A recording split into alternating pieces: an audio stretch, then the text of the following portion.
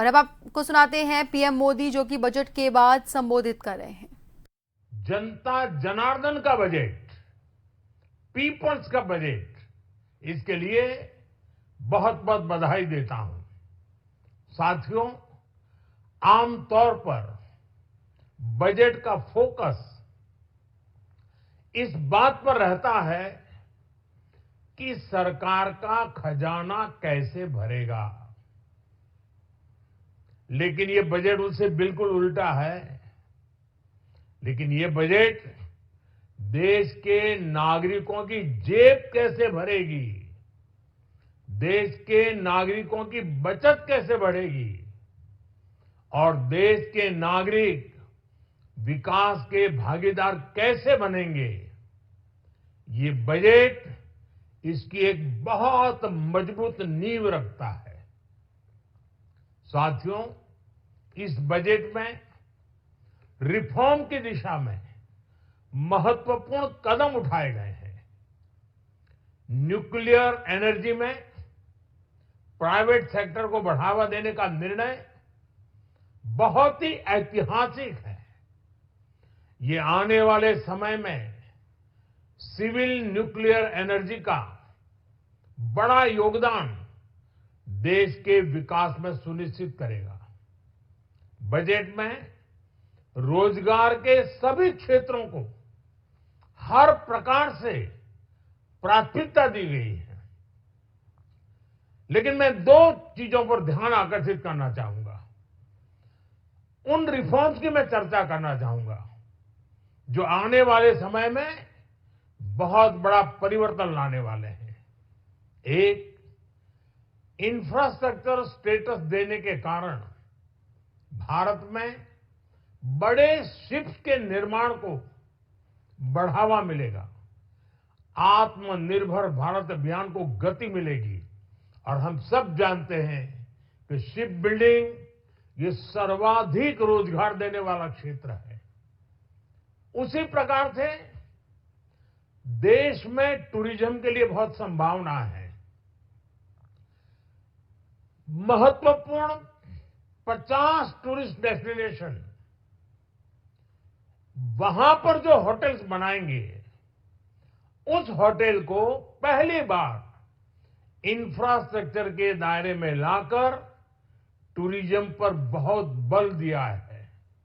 इससे hospitality sector को, जो रोजगार का बहुत बड़ा क्षेत्र है, और टूरिज्म जो रोजगार का सबसे बड़ा क्षेत्र है, एक प्रकार से चारों तरफ रोजगार के अवसर पैदा करने वाला एक क्षेत्र को ऊर्जा देने वाला काम करेगा।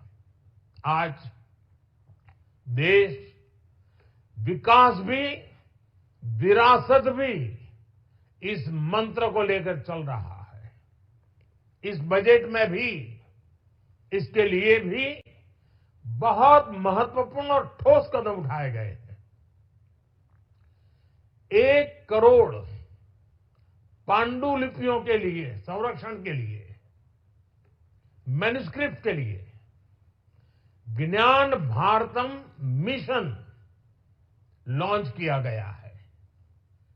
साथ ही भारतीय ज्ञान परंपरा से प्रेरित एक नेशनल डिजिटल रिपोजिटरी बनाई जाएगी।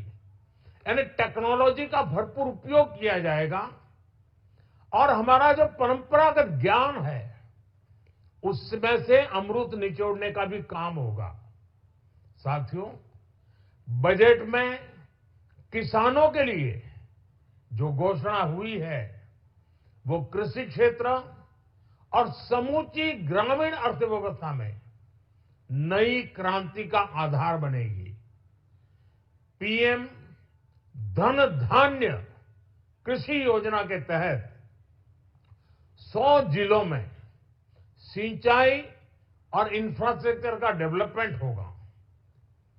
किसान क्रेडिट कार्ड की लिमिट 5 लाख तक होने से उन्हें ज्यादा मदद मिलेगी। साथियों, अब इस बजट में 12 लाख रुपए तक की आय को टैक्स से मुक्त कर दिया गया है। सभी आय वर्ग के लोगों के लिए टैक्स में भी कमी की गई है। इसका बहुत बड़ा फायदा हमारे मिडिल क्लास को,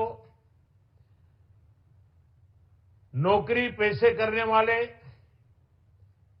जिनकी आय बंधी हुई है, ऐसे लोगों को, मिडिल क्लास को इससे बहुत बड़ा लाभ होने वाला है। उसी प्रकार से जो नए नए प्रोफेशन में आए हैं, जिनको नए नए जॉब मिले हैं, इनकम टैक्स की ये मुक्ति उनके लिए एक बहुत बड़ा अवसर बन जाएगी। साथियों, इस बजट में मैन्युफैक्चरिंग पर 360 डिग्री फोकस है, ताकि एंटरप्रेन्योर्स को, एमएसएमईज को, छोटे उद्यमियों को मजबूती मिले और नई जॉब पैदा हो।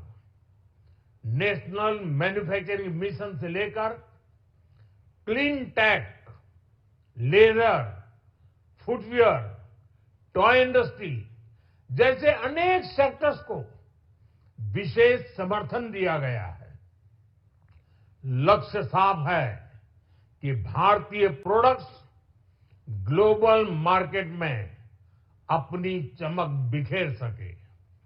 साथियों, राज्यों में इन्वेस्टमेंट का एक वाइब्रेंट कॉम्पिटिटिव माहौल बने, इस पर बजट में विशेष जोर दिया गया है। एमएसएमईज और स्टार्टअप के लिए क्रेडिट गारंटी को दोगुना करने की घोषणा भी हुई है। देश के एससी, एसटी और महिला जो नए उद्यमी बनना चाहते हैं, उनको 2 करोड़ रुपए तक के लोन की योजना भी लाई गई है, और वो भी बिना गारंटी। इस बजट में न्यू एज इकोनॉमी को ध्यान में रखते हुए गीग वर्कर्स के लिए बहुत बड़ी घोषणा की गई है। पहली बार गीग वर्कर्स का ई श्रम पोर्टल पर रजिस्ट्रेशन किया जाएगा। इसके बाद इन साथियों को स्वास्थ्य सेवा और दूसरी सोशल सिक्योरिटी स्कीम्स का लाभ मिलेगा। ये डिग्निटी ऑफ लेबर, इसके प्रति, श्रम एव जयते के प्रति सरकार के कमिटमेंट को दर्शाता है। रेगुलेटरी रिफॉर्म से लेकर फाइनेंशियल रिफॉर्म्स, जन विश्वास 2.0 जैसे कदमों से मिनिमम गवर्नमेंट और ट्रस्ट बेस्ड गवर्नेंस के हमारे कमिटमेंट को और बल मिलेगा। साथियों, ये बजट न केवल देश की वर्तमान आवश्यकताओं को ध्यान में रखता है, बल्कि हमें भविष्य की तैयारी करने में भी मदद करता है। स्टार्टअप के लिए deep tech fund, geospatial mission और न्यूक्लियर एनर्जी मिशन ऐसे ही महत्वपूर्ण कदम है। मैं सभी देशवासियों को एक बार फिर इस ऐतिहासिक पीपल्स बजट की बधाई देता हूं, और फिर एक बार वित्त मंत्री जी को भी बहुत बहुत बधाई देता हूं। बहुत बहुत धन्यवाद।